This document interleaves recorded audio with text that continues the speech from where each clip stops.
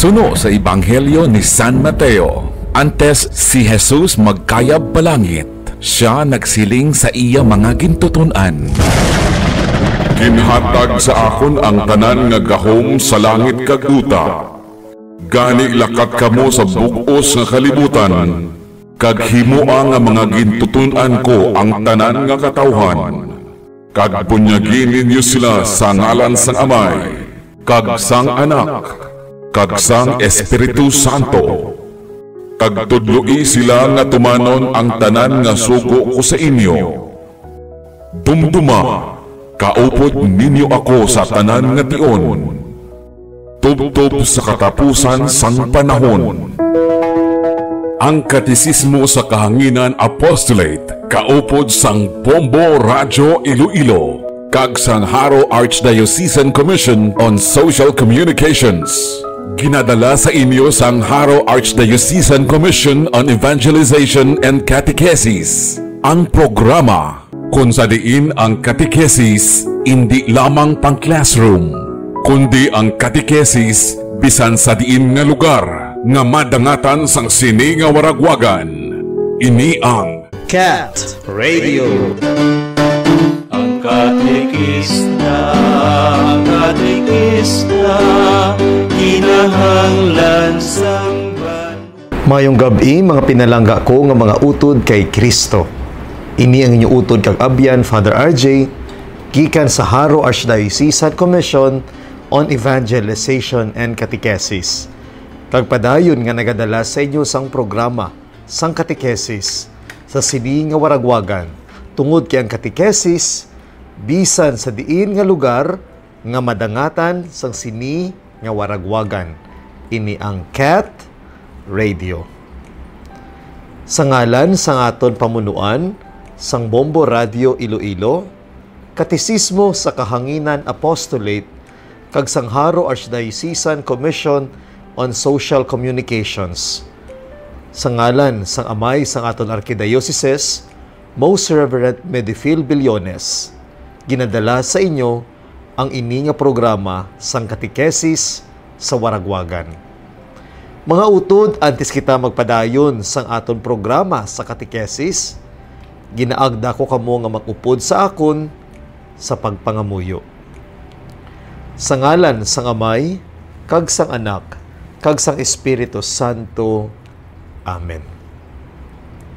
O langit nun nga Amay, Diyos sang pagigugma, Diyos sang kaalam, kag Diyos sang kaluoy. Sa amon padayon nga pag-usoy sang sining banas sang pagpangabuhi sa sining duta nga luhaan. Imo ginapanggas sa amon kasing-kasing ang dalisay nga kahulugan sang imo pagigugma.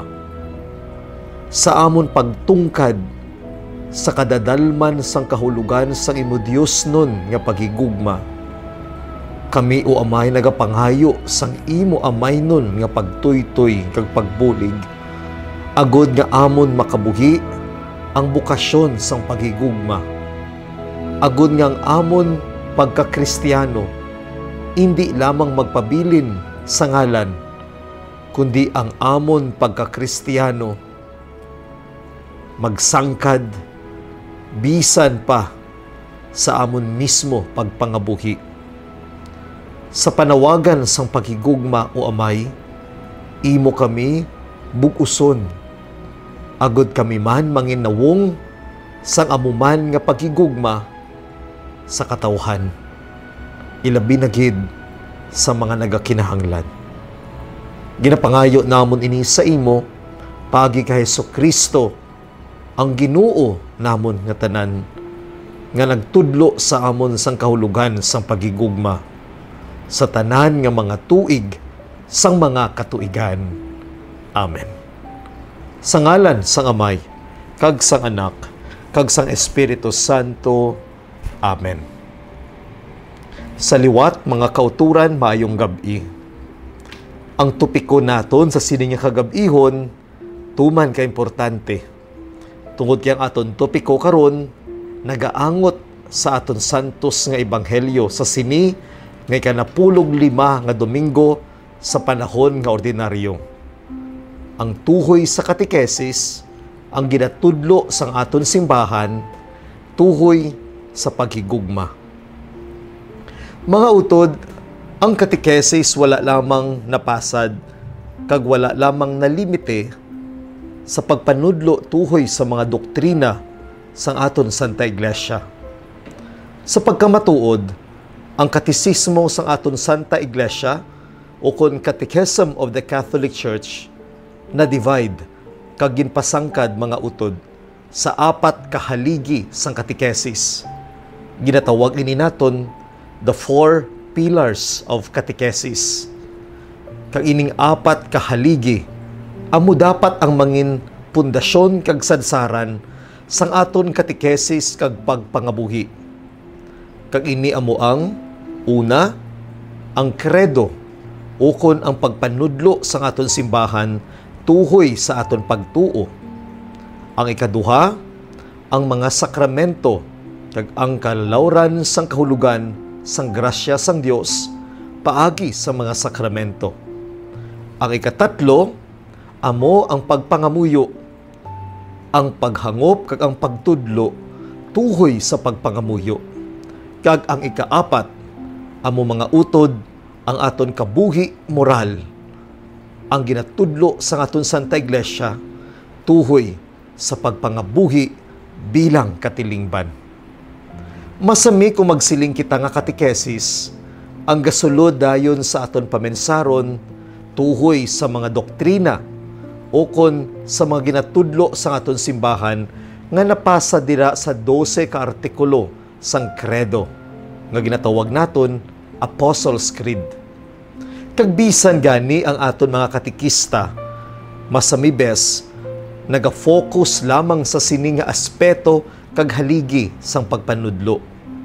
Apang mga utod, ang katekesis wala lamang na limite kag nagauntat dira sa mga doktrina. Ang katekesis sa kabug-usan dapat magdala sa aton sa kahulugan sang pagpangabuhi. Kag ini mga utod ang panawagan tuhoy sa pagpadalom sang aton paghangop tuhoy sa aton kabuhi moral bilang mga nabunyagan nga mga Kristiyano. Sa sini nga adlaw nga Domingo, aton nabatian ang santos nga ebanghelyo nga nagasaysay tuhoy sa maayo nga Samaryahanon. Aton nabatian nga gingamit sang Ginoo ang naratibo o konang istorya sa isa ka tawo nga gintambangan sang mga buyong sa dalan paggikan sa Jericho pakadto sa Jerusalem. Kung sa diin ining tawo gintambangan sang mga buyong kag siya ginbayaan nga daw sa patay na. Apang sa tunga sang dalanon may naglabay nga 3 ka tawo. Ang una, isa ka pari nga nagtulok lamang kag naglikaw sa pihak nga dalan. Ang ikaduwa nga tawo naglabay man, isa ka Levita.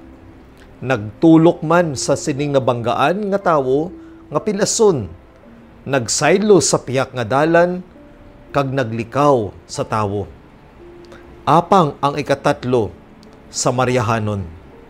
Pagkakita niya sa sining tawo nga labing makaluluoy nga nagahimugto sa yakabuhi, siya nagpundo kag nagbulig agud nga ining tawo matabangan. Ang pari kag ang Levita, mga kauturan, padulong sa isa lamang ka direksyon, syudad sang Jerusalem, kung sa diin napahamtang ang templo sang Dios. Suno sa layi sang mga Hudiyo, nga aton man mabasahan sa libro sang Leviticus, importante nga layi para sa mga Hudiyo, ang pagpakasagrado sang dugo.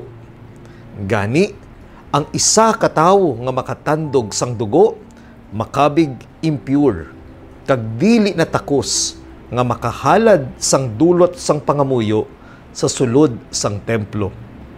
Ini nga mga pari kag ini nga Levita, suno sa sini nga istorya sang Ginoo, nakahibalugid sang ila mga layi. Sa pagkamatuod, Wala sila sing may ginlapas nga layi sa ila nga indi pagbulig. Gintuman pagani nila ang layi.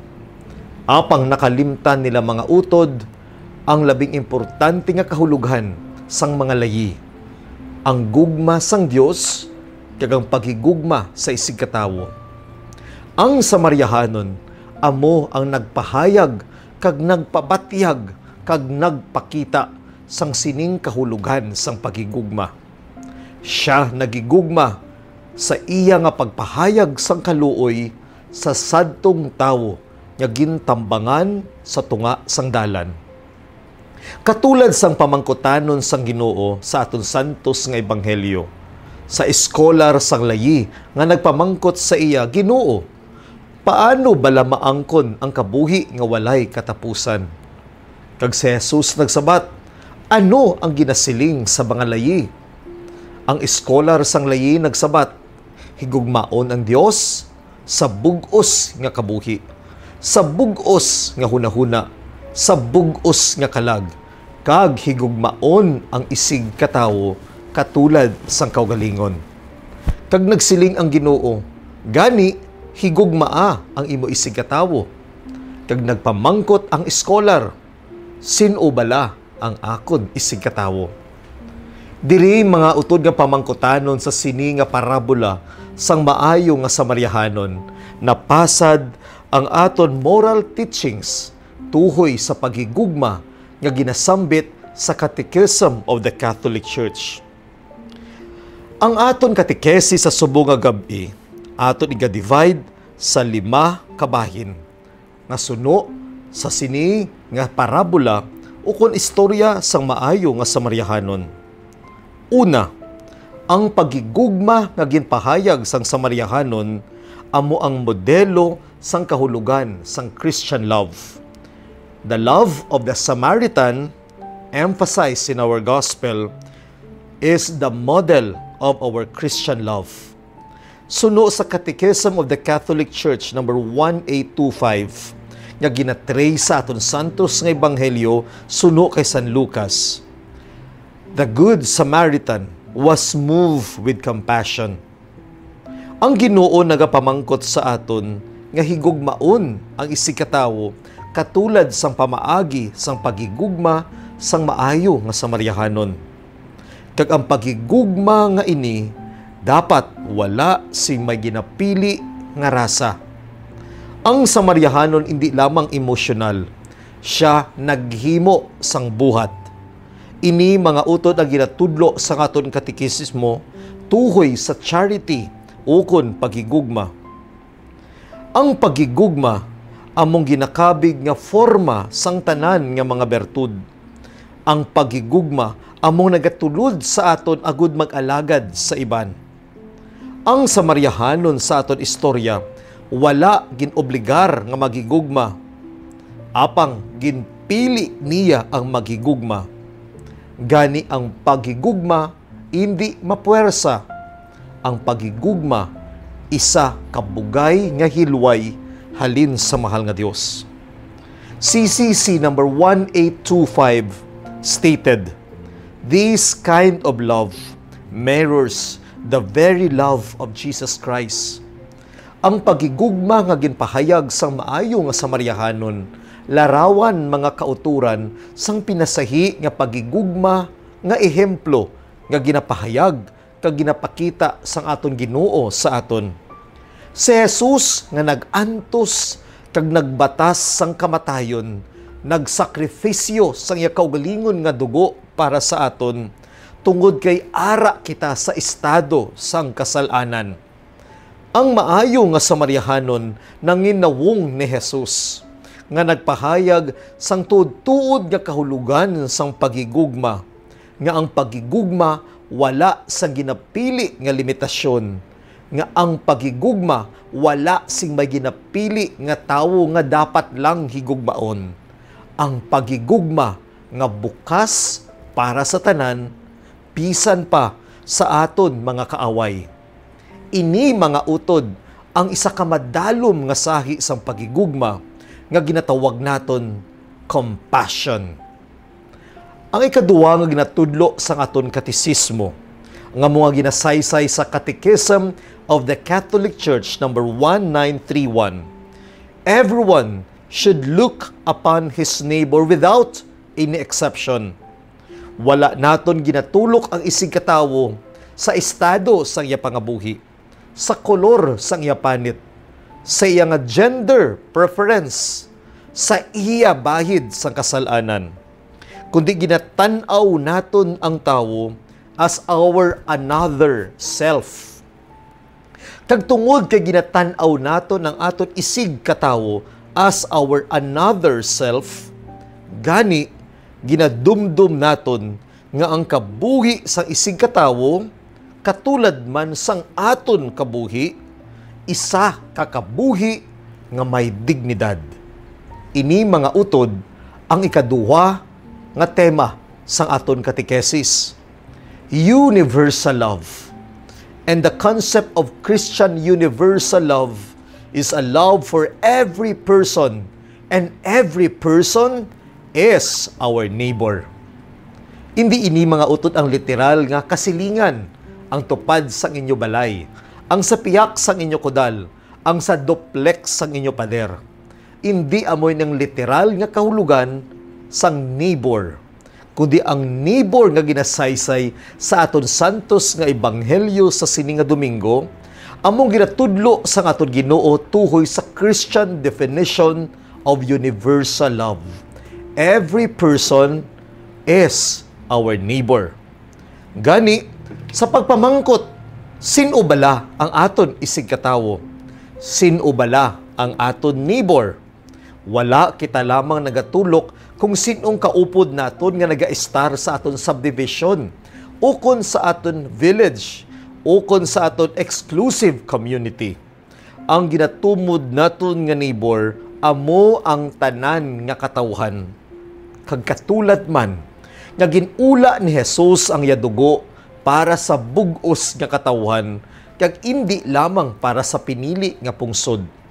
Ginula ni Jesus ang yadugo hindi sa pinili nga mga tawo, kundi sa bug-os nga katawhan, halin sa ginsuguran, tubtub sa palabuton. The CCC reaffirms, mga kauturan, that there are no exceptions in Christian love. Human dignity does not depend on our race and ethnicity, or religion, or status, or much more in our state and level of sinfulness. Ini pagpanghangkat sa aton nga makita naton ang nawong sang Dios sa aton tagsa kay sikatawo. Si Saint Teresa of Calcutta may pinasahi nga eksperyensya. Sang siya ginpamangkot kun nga ang atuman na lang ang iya gugma kag kaluoy ilabi na gid sa mga makaluluoy nga mga tawo, sa mga pilason, sa mga aruon, sa tagumatayon. Ang siling ni Saint Mother Teresa of Calcutta, I see the face of Jesus in each of them. The person I cared for is the Lord Himself. The person I nursed the wounds is the Lord Himself. Even mga utod, ang patrona sa aton archdiocese, si Saint Elizabeth of Hungary, kabahin inisang iya kabuhi kag istorya.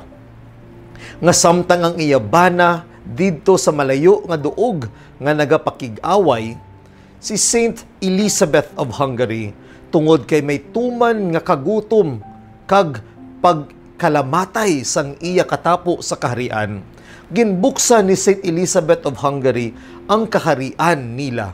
Agud nga sa ila mismo palasyo, maka-estar ang mga nagamasakit kag tagumatayon.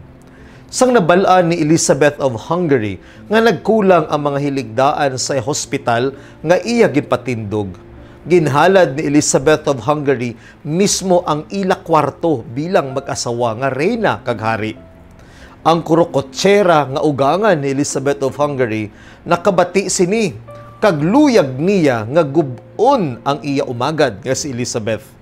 Kani ginpahibalo niya ang iya anak, ang hari nga didto nagagyera. Kag ginsingganan, pauli ka na diri, kay ang imo asawa diri may ginapatulog nga iban nga lalaki. Matuod gid man, may ginpahigda si Elizabeth nga lain nga lalaki sa ila hiligdaan sa ila kwarto. Pero atong lalaki nga ginpahigda ni Elizabeth of Hungary, isa ka masakiton kag tagumatayon nga tawo nga ginabulong ni Elizabeth tungod kay wala na sang hiligdaan nga hospital bed sa hospital nga iya nga ginpatindog. Nagdali-dali pauli ang iya bana nga hari, kag nagdali-dali diretso sa ila kwarto. Nakita niya nga may nagahigda nga tawo gid sa ilang hiligdaan nga natabunan sang habol. Gani nagsilig ang hari, katunto nga sahi sang babayi. Pero sang ginbuksan niya ang habol nga nagatabon sa tawo sa sina nga hiligdaan, ang nakita sang hari ang larawan ni Jesus nga pilason nga nagahigda sa ilakama. Mga utod, ay kaduha nga punto sa aton katekesis nga ginatudlo sang Catechism of the Catholic Church tuhoy sa pagigugma. Amo nga ang pagigugma wala sing may ginapili. Tungod kay ang pagigugma nagadala sa aton nga makita naton ang nawong ni Jesus sa tagsa ka mga tawo. Yari kita karon sa takna sang aton kabuhi nga may threat tuhoy sa gyera kag pagginagamo. Bisa na lang diri sa aton pungsod sa Pilipinas. Wala tuo ang habuyanay sa mga politiko sa pagpakabalaot sa isa kang isa. Bisa na lang sa aton lokal nga mga katilingban, wala tuo ang pag-ilinaway, bisan ang magparyente, ang magkapamilya. Mga utod, pagpanghangkat ini sa aton. Laban-laban ikaw nga nagapamati karon nagsimba sa sining adlaw nga Domingo. Ikaw nga nagsimba sa sining adlaw nga Domingo, nagbaton ka sang pagkalawat, nagkaon ka sang lawas ni Jesus, ang pagpanghangkat sa imo. Makita mo bala ang nawong ni Jesus sa imo isig katawo? Ini mga utod ang ginatudlo tuhoy sa human dignity. Tagsa-tagsa katawo may dignidad. Kag tagsa-tagsa katawo aton ginatipigan ang ila tagsa-tagsaman kadignidad. Ang katatlo mga utod nga ginatudlo sang katisismo sang aton simbahan tuhoy sa pagigugma, amo nga ang pagigugma ginapahayag wala na sang iban nga pamaagi kundi sa kaluoy kag sa sakripisyo. Ang pagigugma kun wala sing ginaupdan sang kaluoy kag pagsakripisyo, hindi na yang mga utod batud-tuod nga pagigugma. Pagigugma lang na basi, pang tema lang sa mga teleserye o kon sa mga romantic nga mga pelikula. Ang Christian nga definition sa pagigugma ginapahayag sa duha ka importante nga pamaagi: kaluoy kag sakripisyo. Suno sa Catechism of the Catholic Church, number 2447, the works of mercy are charitable actions. By instructing, advising, consoling, comforting, we perform spiritual works of mercy. Sa aton pagpakaon sa mga ginagutom, sa aton paghatag sang puluyan sa mga walay puluyan, sa aton pagpabayo sa mga nahublasan kag wala sing panapton, sa aton pagduaw sa mga nagamasakit kag sa mga nabilanggo, kita nagahimo sang buhat sang kaluoy. Ang Samaryahanon sa aton karon nga istorya sa Ebanghelyo suno kay San Lucas sa sining nga Domingo, nagahatag sa aton sang isa ka nawong nga ining mismo nga Samaryahanon nagatubang sa isa ka risgo. Ano ayhan nga sa iya nga pagbulig atong tawo gali nagapakuno-kuno lang. Kag madamo ina karon sa aton panahon. Naka-experience na bala ka mo matuntuhan, masaskuhan, mabudol? Ang Samaryahanon, posible nagpanumduman siya sang risgo sa iya nga pagbulig. Ang risgo ng iyang pagbulig, pag-aabusuhan, ukon pag-amalisyahan. Apang mga utod, ini risgo labang. Pero wala siya nagpadaog sa sininga risgo. Ang nagdaog sa tagipusoon, ang iya kaluoy kag sakripisyo. Gani ang iya kaluoy nagdala sa iya, agud nga mangin maalwan, mangin generous. Kag ang iya kaluoy, kag ang iya nga pagtipig, nga nagapadayon sa iya nga pagsiling, sa nagabantay, sa duog, kag sa balay niya gindalhan niya sa sadtong nagamasakit, nga nagaantos nga tagumatayon. Magabalik ako, kag kung ano pagid ang kulang nga pagabayran, akon pagabayran. Ang katisismo sang aton mga utod, nagaangot sang corporal works of mercy, kag sang aton kabuhi espiritual. Walay kahulugan ang aton pagpangamuyo, kag ang aton ekspresyon sang pagpangamuyo, kun wala ang kaluoy kag ang pagsakripisyo. Ang tagipusoon nga puno sang grasya, nga ginatuuhan naton, nga aton mabaton sa mga sakramento, hindi mangin matuod-tuod nga puno, kun wala ka sing kaluoy sa mga nagaantos. Gani, ang tagsa ka selebrasyon sang mga sakramento nagadala sa aton sa sining balanse nga pagtan-aw sang selebrasyon kag sang kaluoy ukon compassion. Ang ikaapat mga utod nga ginatudlo sang aton katisismo base sa aton ebanghelyo sa Maaryo nga Samariahanon, amo nga ang pagigugma sa isigatawo or the love of neighbor is the fulfillment of the law. Kung aton balikan ang layi sa mga Hudiyo, ang mga Hudiyo nagatuogid kag nagapati nga ang pagigugma may duwa ka alintang. Pagigugma sa Dios labaw sa tanan kag ang pagigugma sa isigatawo. Apang ang pagigugma sa isigatawo mga utod, gintagaan sang Ginoo sang bag-o nga kahulugan, ang kabug-usan sang bilog nga mga layi. Suno sa Catechism of the Catholic Church number 2196, mismo ang mga tinaga ni Jesus nga nagasiling, "You shall love the Lord your God and your neighbor as yourself. On these two commandments depend all the law and the prophets." Ang pagigugma sa isigatawo, amo ang nagabugos sang kahulugan sang aton pagigugma sa Dios kag sa katawhan. Ano naton kasiling nga ginahigugma naton ang Dios, pero hindi naton ini mapahayag sa pagigugma sa aton isig katawo. Ang pari kag ang levita sa santos nga ebanghelyo, mga religious figures, ilagin pasulabi ang importansya sang paghatag panahon para sa ilang responsibilidad sa pagsimba kag pagpangamuyo, sang sa ilang pagsabat sa panawagan sang buhat sang kaluoy nga ginsabat sang Samariahanon nga hindi gani pari kag levita.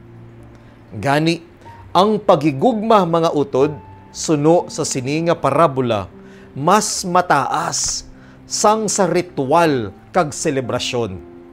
Walay kahulugan ang mga ritual naton. Walay kahulugan ang imo nga pagpangamuyo. Walay kahulugan ang imo novena kag debosyon. Kung wala ka, nagakaluoy. Gani sa mga nagapamati, nga may madamo nga mga debosyon sa pangabuhi, nga nagapangamuyo sing hugot kag tudo-tudo, nga may mga ginahuptan nga dumot sa tagipusoon kag kaakig sa kasing-kasing. Utod, antis kaliwat magdebosyon kag magpadayon sa imo nga novena. Ikonfesar ang inang pilas sa imo tagipusoon, magpangayo ka sa Dios sang pagpatawad kag magpangayo ka sang grasya nga makapatawad ka man sa imo isig katawo. Mga kauturan ini nagasaysay sa aton nga ang mga layi sang mga Hudiyo kag amuman ang mga layi naton bilang mga Kristiyano nagapanaog tanan sa pagigugma sa isig katawo. Kag sa katapusan, ginatudlo sang katisismo that the Christian definition of love is Christ-like love. Ang definisyon sang pagigugma naton nga mga Kristiyano na base mismo sa kung paano magigugma si Kristo.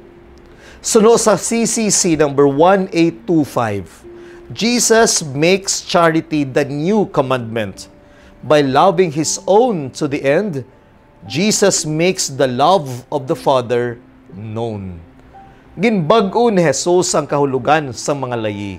Kag iya iniginbugos sa sinang bag-o nga kasugtanan sang pagigugma. Nga iya hugot nga ginpaathag dira sa katapusan nga panihapon. Pagkatapos ang pagpamihak-pihak sang tinapay, nagduko si Jesus kag naghugas sang mahigko nga mga tiil sang iya mga gintutunan. Ini nga larawan pagabuguson ni Jesus sa iya nga pag-antos kag kamatayon sa krus. Gani, ang palaanggiran tuhoy sa maayo nga Samaryahanon, among kabugusan mga utod nga ginatudlo sa aton simbahan tuhoy sa pagigugma. Isa kasahi sang pagigugma nga tuman ka masangkad kag matahom. Ang pagigugma sang Samaryahanon nga mong modelo sa pagigugma. Una nga punto. Ang isa ka universal nga konsepto sa pagigugma ngang tag sa katawo amo ang aton isig katawo.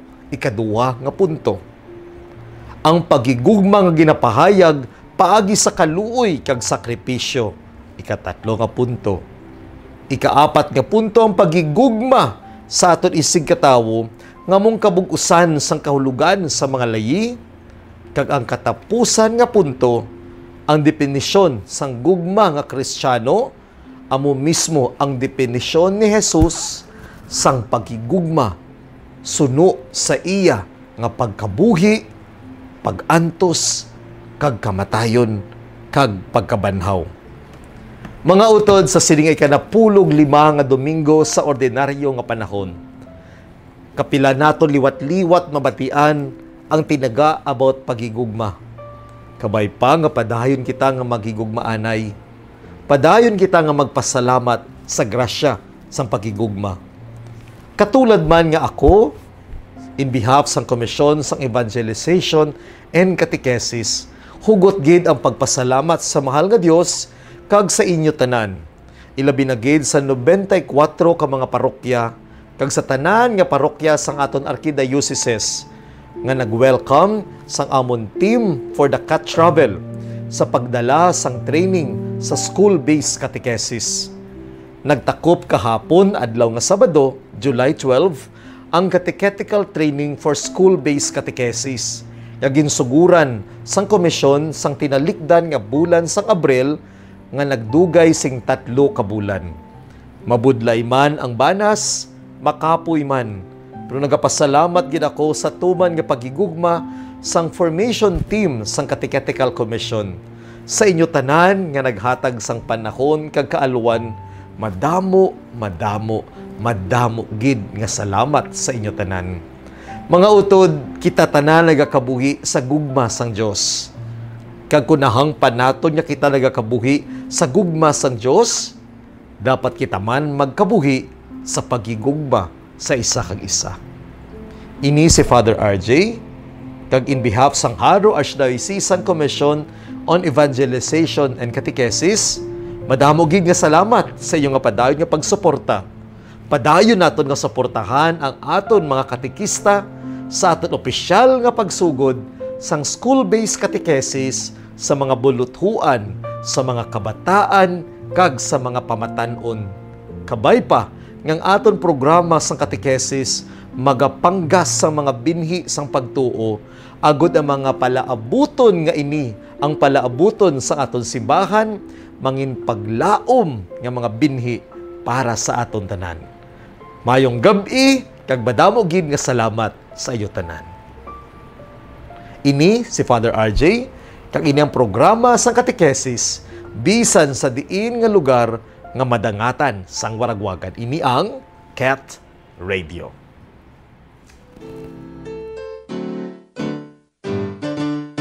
Ang katekista, kinahanglan sang banwa sa pagpalaglag sang balita, mayong balita sang ginuta. Ang katekista dapat tulara, katinguha sang matuli